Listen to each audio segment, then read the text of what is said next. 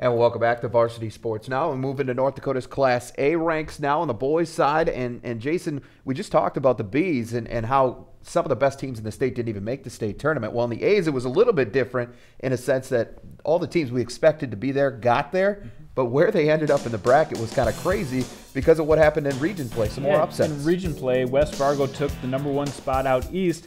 So they got a first game matchup, yes, the #1 seed in the East, but then you got teams like Red River and Shanley who were expected to win the East, had tough first round games, and Shanley had a tough first round game against St. Mary, barely got out of that first round, got hot, got all the way to the finals, and then Bismarck, on the other hand, they got hot as well from the top side, and they needed a couple games to show that they were one of the best teams in the state. Yeah, how about that? You win the West, and then you end up with one of the top 2 teams in the state in the first round of the state tournament. It doesn't seem fair, but it is what it is. It is. You got to beat them anyway, right? So in the championship game, Bismarck made their run. You thought they were capable of putting together a nice little run. They go over West Fargo and then beat Century in a thriller. But Fargo-Shanley's quarterfinal game was one of the craziest state tournament games you'll probably ever see. 195 in overtime over a very, very good St. Mary's. Shanley loves to get the ball up and down the court. You need to make sure that 100 sign is working on the scoreboard when you're playing with Shanley because they are such a good offensive team. Normally, they don't give up 95 points in that same game. Of course, it was overtime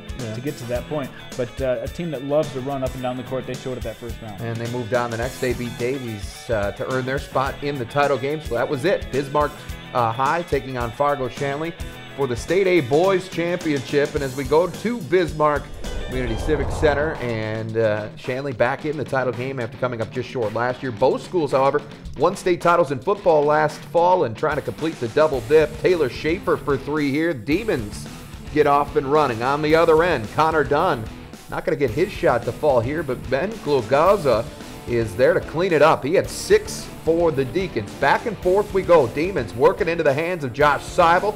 He hits the 3. That, though, was his only bucket of the night. Late first half now. How about this play here? Dunn won't quite get it to fall, but A.J. Jacobson, right spot, right time. Shanley up 2 at the half. You know, this was a very close game in the first half. Bismarck was a little out of their game, having to shoot a little more often from the outside than they'd like to. But in the second half, it was all offense. It was all Shanley. More from Jacobson from downtown. Shanley starting to seize that momentum.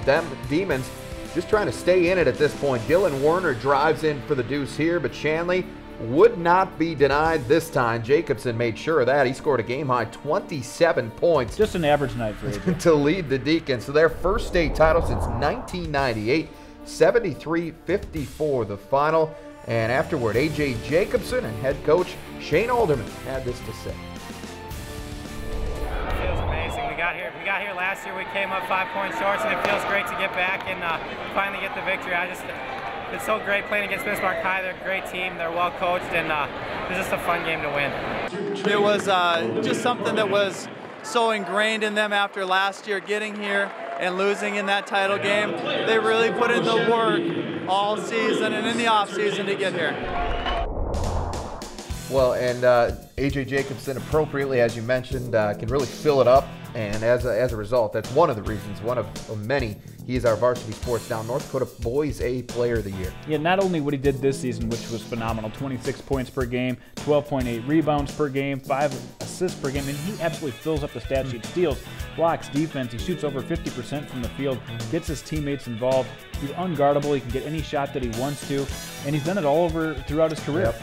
And he finishes in that final game, eclipsing the 2,000-point plateau. He's the first player ever to do that. He also becomes the unofficial scoring leader in North Dakota, passing Jeff Boschee from Valley City. He had 1,996 points. A.J. Jacobson finishes with 2,002 career points. 2013 North Dakota Miss Basketball. And oh yeah, by the way, he's going to play some college basketball there in Fargo at NDSU. Yeah, he has been a joy to watch it every year of his career. Senior year, you know, he outshone them all, especially getting that championship. But look at the rest of the honorable mentions on this list. A lot of great players to talk about in North Dakota. Yes, there are. Well, the Century girls were the only repeat winner in North Dakota this season. We'll take a look back at the Patriots title run when we come back.